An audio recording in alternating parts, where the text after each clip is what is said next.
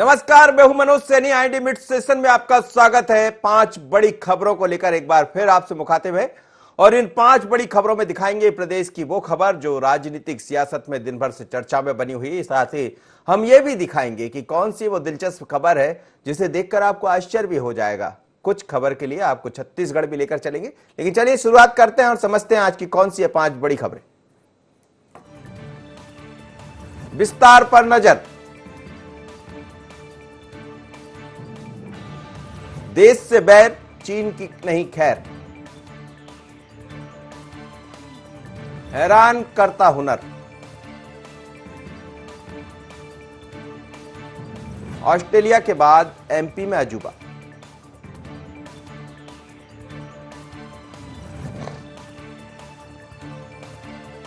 गजब विरोध।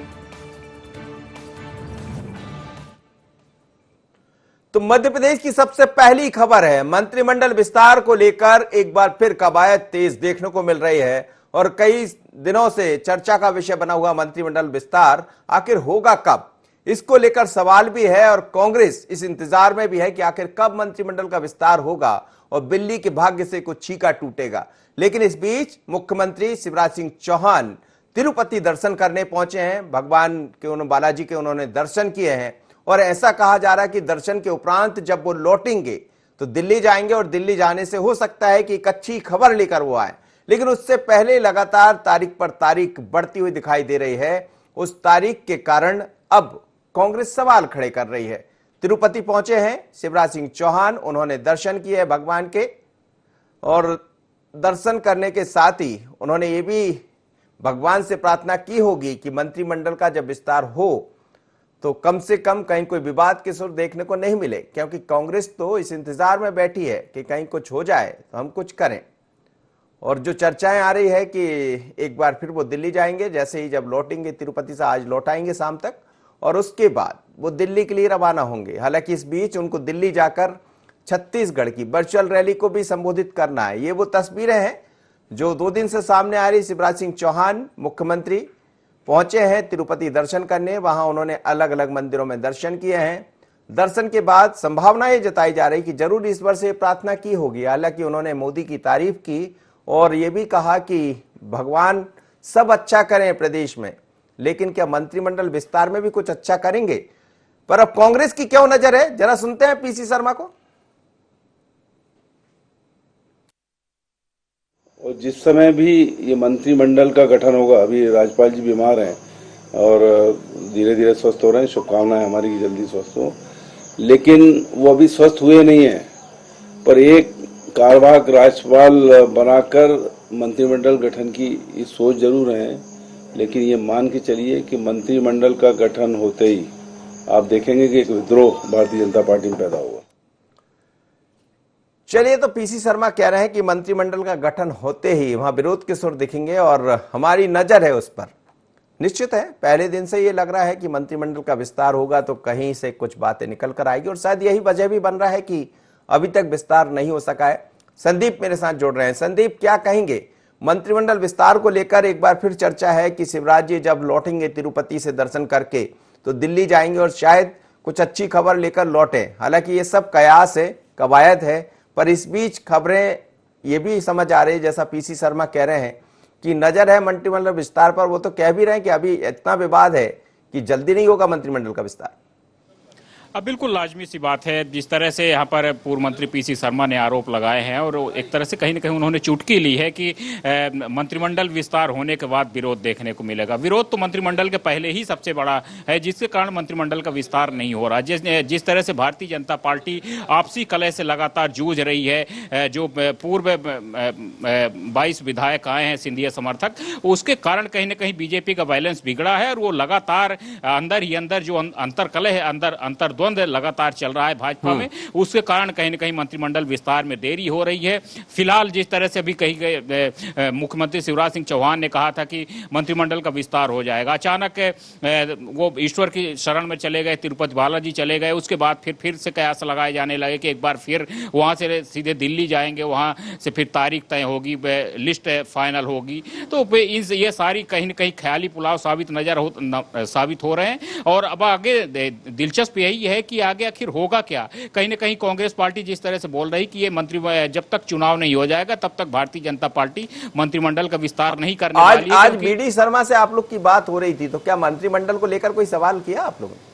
जी बिल्कुल है। मंत्रिमंडल के विस्तार को जब हमने उनसे सवाल किया तो उनका साफ यही कहना था कि मंत्रिमंडल का विस्तार इसलिए नहीं हो रहा क्योंकि पार्टी के अंदर अंदरूनी कलह चल रही है, और मंत्रिमंडल का विस्तार अगर भारतीय जनता पार्टी कर भी देती है तो उसके बाद वो जो कलह है वो पार्टी के बाहर आ जाएगी, जनता के सामने आ जाएगी। इसलिए भारतीय जनता पार्टी पहले और बाद दोनों चीजें सोच रही है। बात की भी क्या होगा, घटनाएं होंगी, तो ये सारी चीजें सोच रही, इसलिए अभी मंत्रिमंडल में कहीं ना कहीं बीडी शर्मा से आपकी बात हुई है क्या संदीप? आज बीडी शर्मा जी से जब बात हो रही थी मीडिया की, तो क्या मंत्रिमंडल विस्तार को लेकर कोई सवाल हुआ?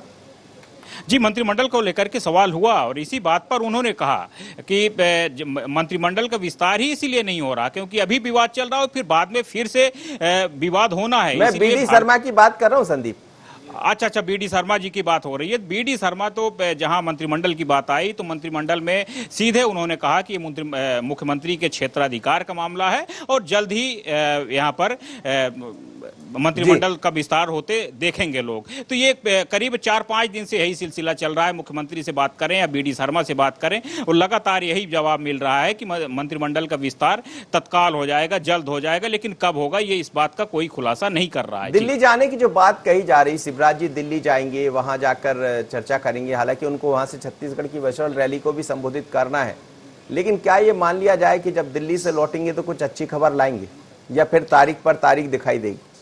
देखिए, उम्मीद तो सभी को है कि मुख्यमंत्री दिल्ली जाएंगे, दिल्ली के से फिर यहाँ एक अच्छी खुशखबरी आएगी। जो संभावित उम्मीदवार हैं उन सभी ने अपनी उम्मीदें लगा करके रखी हैं, उन्हें एक एक दिन महीनों के बराबर लग रहा है। तो कहीं ना कहीं ये रस्साकसी का दौर है, जो धैर्य का भी बांध यहाँ कहीं ना कहीं फूट रहा है। बीजेपी के खुद के जो विधायक हैं तो उनके भी धैर्य का बांध फूट रहा है, लेकिन कब मंत्री बनेंगे, कब मंत्रिमंडल का विस्तार होगा, ये कयास जो है तो वो कहीं ना कहीं नेताओं में आपस में ही एक विवाद की स्थितियां उत्पन्न कर रहा है। जो सिंधिया समर्थक आए थे उनमें भी कहीं ना कहीं अब उनका भी धैर्य का बांध फूटता जा रहा है। जैसे कि 3-4 दिन पहले गुप्त बैठक भी आयोजित की गई थी कंसाना के निवास पर। तो इस तरह के विवाद तो लगातार उठते चले जा रहे हैं पार्टी के अंदर, लेकिन मंत्रिमंडल का विस्तार कब होगा ये इसका जवाब कोई भी देने वाला नहीं। चलिए, बहुत बहुत धन्यवाद संदीप आपका। और मंत्रिमंडल का विस्तार होगा कब?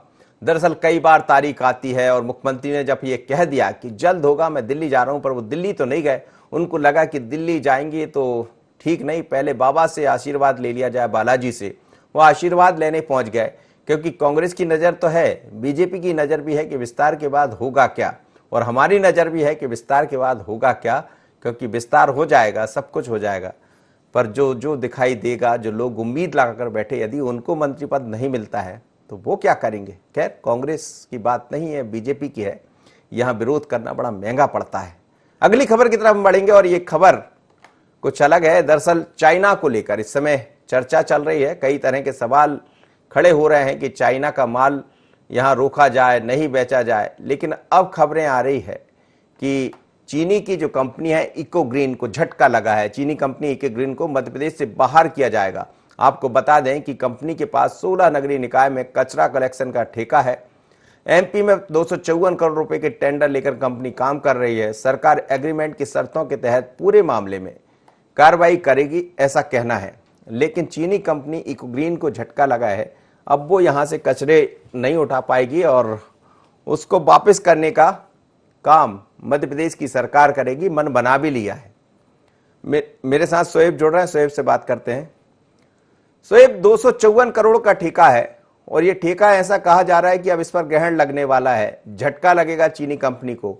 तो क्या ये माना जाए कि देश और मध्य प्रदेश की सरकार ने ये निर्णय कर लिया है कि अब चीनी कंपनी से तौबा तौबा करना है? बिल्कुल, देखिए, देश भर में चीनी वस्तुओं का जिस तरह से बहिष्कार किया जा रहा है, वहीं राज्य सरकार की अगर बात करें तो मध्य प्रदेश का ये अच्छा कदम भी यहाँ पर कह सकते हैं, क्योंकि जिस तरह से घुसपैठ चीनी सैनिकों की देखने को मिली थी एलएसी में, और झड़प भी जिस तरह से भारतीय सैनिकों के साथ हुई थी और जिसमें भारतीय सैनिक भी शहीद हुए, कहीं ना कहीं 2017 में ये इको ग्रीन जो चीनी कंपनी है इसका डोर टू डोर कचरा जो कलेक्शन का ठेका दिया गया था, और इसको निरस्त करने की तैयारी अब राज्य सरकार कर रही है। जिस तरह से इस ठेके की बात की जाए तो करीब 254 करोड़ का ये ठेका है। 2017 में 16 जो नगरीय निकाय हैं इसमें कचरा उठाने का ये काम करती है। अगर बात किया तो प्रतिदिन जिस तरह से अगर 300 टन जो कचरा है वो उठाया जाता है और एक टन पर 1700 रुपए यहाँ पर जो कंपनी है इको ग्रीन उसको मिलता है। फिलहाल देखिए अनुबंध के तौर पर जिस तरह से जो शर्तें थी उनको उन शर्तों के आधार पर ये कंपनी काम नहीं कर पा रही और इसी को बताकर जो है इसका ठेका निरस्त करने की तैयारी अब राज्य सरकार कर रही है। तो ये सिर्फ एक बहाना है या वास्तव में चीनी जो कंपनी है वो काम भी नहीं कर रही है? और ये तो सच है कि इस समय विरोध तो होना चाहिए। आप स्वदेशी की बात करते हैं और चाइना से काम कराते हैं। बिल्कुल देखिए देश भर में बहिष्कार चल रहा है, लेकिन जिस तरह से अब अपने स्तर से सरकार जो है कचरा डोर टू डोर उठाने का काम करेगी, क्योंकि 254 करोड़ की एक बड़ी राशि यहाँ पर चीनी कंपनी को मिल रही है। और जिस तरह से लगातार ग्वालियर में भी देखने को मिला था कि इको ग्रीन जो कंपनी है चीन की उसके खिलाफ धरना प्रदर्शन भी सामाजिक संगठन द्वारा किया गया था। उसके बाद सरकार अब मन बना रही है कि जो कंपनी है उसको बाहर का रास्ता दिखाया जाए। चलिए ठीक है, आप नजर बनाए रखिएगा। देश से बैर चीन की नहीं। खैर ये खबर है और जिस खबर पर हम चर्चा कर रहे थे, और अब देश भर से ऐसी खबरें, बहुत बहुत धन्यवाद से हर जगह से ऐसी खबरें आ रही है कि चीनी कंपनी जहां भी है या चीन के आइटम जो आप इस्तेमाल कर रहे हैं उसको छोड़ दीजिए। लेकिन ये भी समझना पड़ेगा कि आप चीन का विरोध कर रहे हैं, करना ही चाहिए। जो हुआ उसको कोई भी माफ नहीं करेगा और शायद इसीलिए हर जगह से विरोध के स्वर देखने को मिल रहे हैं।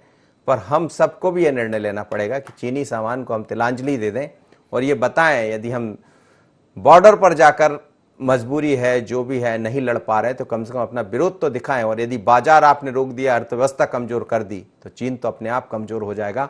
अगली खबर की तरफ बढ़ेंगे। सतना के जिगनहट गांव में प्रवासी श्रमिकों ने स्कूल भवन को वंदे मातरम एक्सप्रेस में तब्दील कर दिया। जी हां, बिल्कुल सही हम कह रहे हैं, आपको दिखाएंगे तस्वीर थोड़ी देर में। ये कारनामा उन 12 प्रवासी मजदूरों का है जिन्हें स्कूल में 14 दिन के लिए क्वारंटाइन किया गया था। जिगनाहट लौटे 85 प्रवासी मजदूरों को थर्मल स्क्रीनिंग के बाद शासकीय माध्यमिक शाला में 14 दिनों के लिए क्वारंटाइन किया गया, जिनमें से 12 श्रमिक फुर्सत के समय में कुछ अलग करने की चाह रखते थे। सरपंच उमेश चतुर्वेदी ने अपनी मंशा जताई तो सरपंच ने कहा कि जिला पंचायत की सीईओ ऋतु बापना स्कूल को वंदे मातरम एक्सप्रेस में तब्दील करना चाहते हैं, जिसके बाद 1 दर्जन प्रवासी मजदूरों ने स्कूल को अलग रंग में अलग पहचान दे दी। आप ये देखिए, ये सुखद तस्वीरें हैं और कई दफा जो हम तय कर लेते हैं वो कर सकते हैं। लेकिन आप देखिए पूरा वंदे मातरम में स्कूल को बदल दिया, जो काम लाखों रुपए में नहीं होता। यदि सरकार अपना बजट लगाने बैठते स्कूल के जो लोग हैं तो पता नहीं कितना बिल उसमें लगा देते। लेकिन हैरान कर देने वाली तस्वीरें हैं, इसलिए कि 14 दिन में क्वारंटाइन के रहते हुए, और हर व्यक्ति जो कहीं ना कहीं क्वारंटाइन होगा, यदि इस तरह से एक उसमें से कोई पॉजिटिविटी ढूंढ ले तो ये नया रास्ता दिख रहा है। और इसमें क्या कहना है जरा सुन लेते हैं उन लोगों का।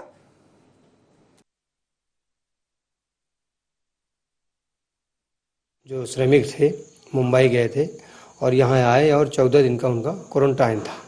वो ये बोले कि हम एक मतलब खाली समय हम परेशान हैं, इसके पहले भी कमरे में बंद थे, तो हमको ऐसा कोई काम बताएं जिससे हमारा पूरा मन एकदम चेंज हो जाए।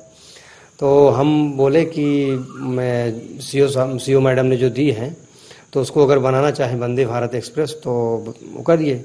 तो बोले कि हमको सामग्री दे दीजिए, और सामग्री के देने के बाद जो है ये मतलब पेंटर और मतलब जो थे मतलब 4 लोग 5 लोग 10 लोग जितने भी थे, तो इसको मतलब हमारा क्वारंटाइन सेंटर 14 दिन का मतलब ये जो था तो इसको पूरा चेंज करके और वंदे भारत एक्सप्रेस के नाम में रूप में दे दिया। चलिए, बड़ी अच्छी तस्वीर है। और जैसा वो कह रहे थे कि ऐसी उम्मीदें लगाई गई ऋतु बापना जी की तरफ से, सीईओ है वहां की, उन्होंने कहा कि इसको वंदे मातरम की तर्ज पर कर दिया जाए स्कूल को। लिहाजा जहां चाह वहां रहा और लोगों ने वो राह पकड़ ली।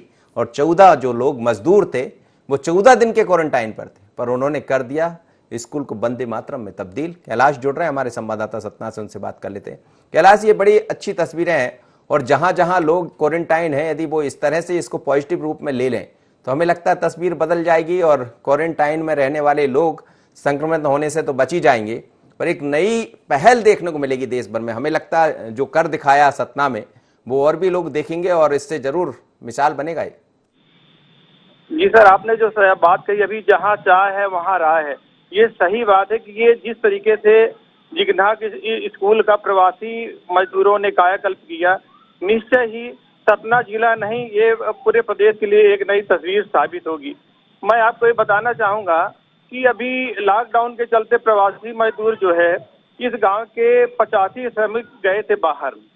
वो जो प्रवासी 85 मजदूर हैं वो आए अपने गांव, दिल्ली, बम्बई, कलकत्ता से आए। इसके बाद उनका अपने गांव आए जिगनाहट में, उनका क्वारंटाइन करके उनको स्कूल के बाहर, एक ही स्कूल है गांव के बाहर, जिगनाहट माध्यमिक स्कूल, वहां पे रखा गया। उसमें से 85 मजदूरों में से 14 ऐसे कुशल श्रमिक थे।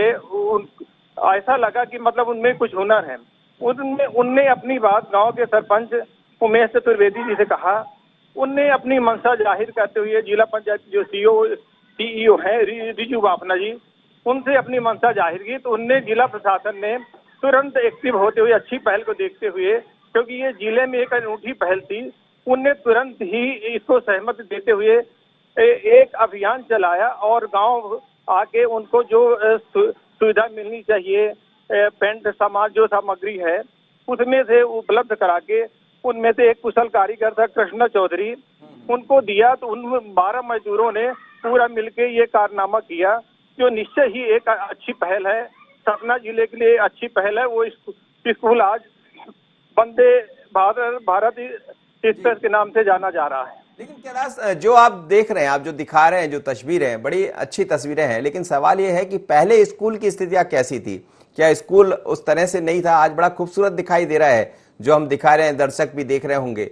और ये तमाम सारे लोगों से मेरा कहना है कि यदि आप क्वारंटाइन हो जाते हैं या कोरोना से संक्रमित हो जाते हैं या आपको कहीं क्वारंटाइन के बतौर रखा जाता है, तो डरिए मत, उसमें भी रास्ता ढूंढिए। और ये स्कूल वो दिखा रहा है, वो प्रवासी मजदूरों को दिखा रहा है। सरकार कह रही है कि प्रवासी मजदूरों के लिए एक अलग से आयोग बनाया गया। आयोग आप बनाते रहिए, लेकिन आप देखिए कितने गजब। तो पहले क्या तस्वीरें थी कैलाश स्कूल की? क्या इस तरह से नहीं दिखाई देता था? बहुत सुंदर लग रहा है ये स्कूल। सर, मैं ये बताना चाहूंगा कि बिल्कुल हकीकत ये है कि स्कूल की हालत पहले बिल्कुल अच्छी नहीं थी, जर्जर टाइप का था। गांव के बाहर स्कूल था, सुविधाएं तो थी लेकिन उतनी मूलभूत सुविधाएं नहीं थी। लेकिन लॉकडाउन, भले ही कुछ नुकसान हुआ हो, लेकिन इस तरीके से लॉकडाउन बहुत अच्छा हुआ प्रवासी मजदूरों के लिए, जो इस तरीके से कायाकल्प किया। चलिए कैलाश, बहुत बहुत धन्यवाद, आप मेरे साथ जुड़े।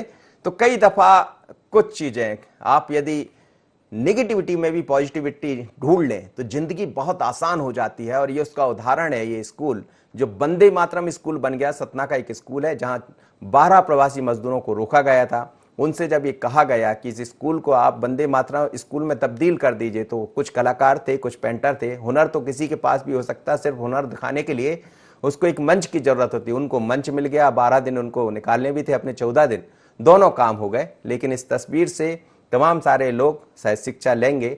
और यदि आप क्वारंटाइन में हैं तो कुछ ऐसा करते रहिए। आगे बढ़ते हैं अगली खबर की तरफ। विदिशा की ये खबर है। विदिशा के सिरोंज के सांकला गांव में जन्मी बच्ची आश्चर्य और चर्चा का विषय बनी हुई है। बच्ची का जन्म सिर्फ सिर और धड़ के साथ हुआ है, उसके हाथ पैर नहीं है। खास बात यह है कि बच्ची पूरी तरह स्वस्थ है। वहीं शिशु रोग विशेषज्ञ डॉक्टर इसे जन्मजात विकृति का मामला बता रहे हैं। लाखों मामलों में इस तरह की स्थितियां बनती है। बता दें आपको कि ऑस्ट्रेलिया के निक भी ट्रेट अमेलिया से ग्रस्त हैं। जन्म से उनके हाथ और पैर नहीं है, पैर की जगह पर एक छोटा सा पंजा भर है। बिना हाथ पैर की भी जिंदगी को कैसे हंसी और खुशी जिया जा सकता है, ये निक ने एक मिसाल पेश की है। लेकिन ये निक ऑस्ट्रेलिया के हैं। अब विदिशा के सिरोंज में भी एक निक दिखाई देंगी बच्ची है और जिसके हाथ पैर नहीं है। आप देखिए पूरी तरह इस तस्वीर को, बहुत ही खूबसूरत बच्ची, चेहरा देखिए आप, बहुत मासूम होता ही है इस समय तो बच्चे। और उनकी माँ के साथ लेटी हुई ये बच्ची है। अब दुखद पहलू इसका यह है कि कुदरत का खेल भी बड़ा निराला है। उस माँ पर क्या बीत रही होगी जब उसने अपनी बच्ची को देखा होगा कि ना तो उसके पैर है ना हाथ है। तो इस मासूम बच्चे की गलती क्या? शायद ईश्वर इसको समझ नहीं पाए। ईश्वर तो ईश्वर है। मेरे साथ इस वक्त जफर उल्लाह जुड़ रहे हैं, हमारे संवाददाता जफर से समझते हैं। और डॉक्टर ने भी इसमें कुछ कहा था, यदि पीसीआर चाहे तो सुना सकते हैं। जफर से बात कर लेते पहले। जफर, क्या कहेंगे? ये बच्ची पूरी तरह स्वस्थ है, लेकिन ऐसा कहा जा रहा है कि ऑस्ट्रेलिया के बाद ये दूसरा ऐसा मामला जो दिखाई दे रहा है। डॉक्टरों का क्या कहना है और उस माँ का क्या कहना है?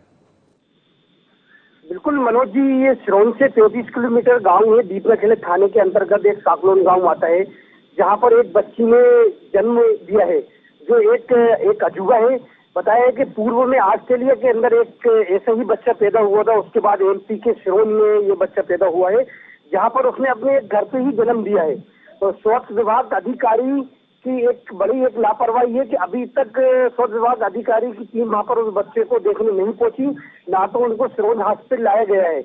और वो बच्ची अभी स्वस्थ है। खुद मैं वहां पर गया और वहां पर मैंने उस बच्ची के माँ बाप से बात करी, और लेकिन उसके दोनों हाथ और दोनों पैर नहीं है, एक अजूबा है। जी मनोज जी। तो ये माँ बाप से आपकी बात हुई है कि होगी, ये कितने दिन पुरानी बच्ची, कब हुआ है जन्म, मतलब कितने दिन पहले जन्म हुआ है इस बच्ची का? ये कल का मामला है सर, ये जी जी कल का मामला है। कल घर पे ही डिलीवरी हो गई थी और उसके बाद वो उसको अस्पताल तक नहीं ला पाए, लेकिन माँ बाप एक अजूबे के अंदर एक अफसोस में है कि बच्चे के दोनों पैर नहीं है, दोनों हाथ नहीं है, किस तरह से ये बच्ची जिएगी। तो इस फिक्र को लेकर पूरा परिवार है वहाँ पर। जी मनोज जी। जच्चा बच्चा दोनों स्वस्थ हैं?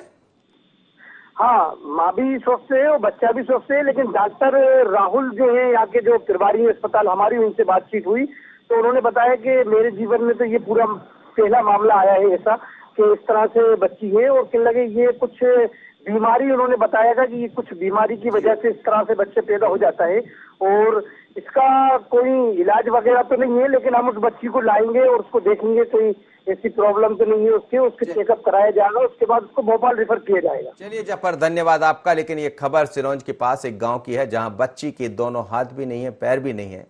अब फिर वही कहा जाएगा कि कुदरत का खेल निराला है, कभी बहुत कुछ अच्छा कर देता है कुदरत और कभी ऐसा भी करता है कि उसके माँ बाप सोचने को मजबूर होंगे। पर यही है कि इस चीज को भी जैसा निक ने एक अपनी ताकत बना लिया, अब ये बच्ची बड़ी होकर क्या करती, ईश्वर करे कि उसको संबल मिले, ईश्वर उसको साथ दे। पर अगली खबर की तरफ हम बढ़ते हैं। निवाड़ी में पेट्रोल डीजल के लगातार बढ़ते दामों के विरोध में एक अनोखा प्रदर्शन देखने को मिला है, जहां एक युवक अर्धनग्न होकर अपने कंधों पर बैलगाड़ी रखकर कलेक्ट्रेट पहुंचा। ओरछा के निवासी सुनील राजपूत ने डीजल के दामों को लेकर मुख्यमंत्री के नाम एसडीएम को ज्ञापन सौंपा है। विरोध जताने वाले सुनील राजपूत का कहना है कि किसानों की बोहनी का समय है और किसानों को सबसे अधिक डीजल की आवश्यकता होती है। ऐसे में प्रदेश सरकार किसानों का ध्यान रखते हुए दामों को कम करे। क्या कहना है सुनील का वो भी हम आपको दिखाएंगे, लेकिन तस्वीरें देखिएगा आप कि गाड़ी से पहुंचा है ये सुनील राजपूत जो है व्यक्ति, गाड़ी लेकर वह पहुंचा, खुद अपने कंधों पर उसने गाड़ी रखी और उसके बाद पहुंचा। तो ये अनोखा प्रदर्शन है विरोध करने का। किसान परेशान है, डीजल महंगा हो गया। क्या कहना है सुनील का, सुनते हैं। जो डीजल के दाम बढ़े हैं उस पे किसानों को अति आवश्यक प्रभाव पड़ेगा। और यह भी बता दें कि आज जैसे कि ट्रैक्टर वाले 600-700 रुपए घंटे लेते हैं, अब ट्रैक्टर वाले किसानों से 1000 रुपए घंटे लेने को मजबूर हैं। इस आर्थिक स्थिति को किसान कैसे झेल सकता है? मैं सरकार से यही कहूंगा कि इस समय में किसान कहीं आत्महत्या की ओर कदम ना बढ़ा दे। इसलिए मेरा सरकार से विनती है कि वह यह अपना बढ़ते हुए पेट्रोल डीजल के निर्णय को वापस ले।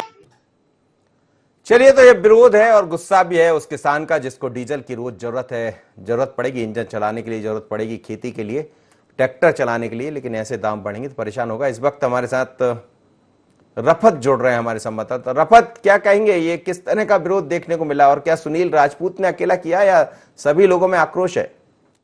जी मनोज जी, मैं आपको बताना चाहूंगा, सुनील राजपूत जी अपने सहयोगियों के साथ जिला कलेक्ट्रेट आए हुए थे।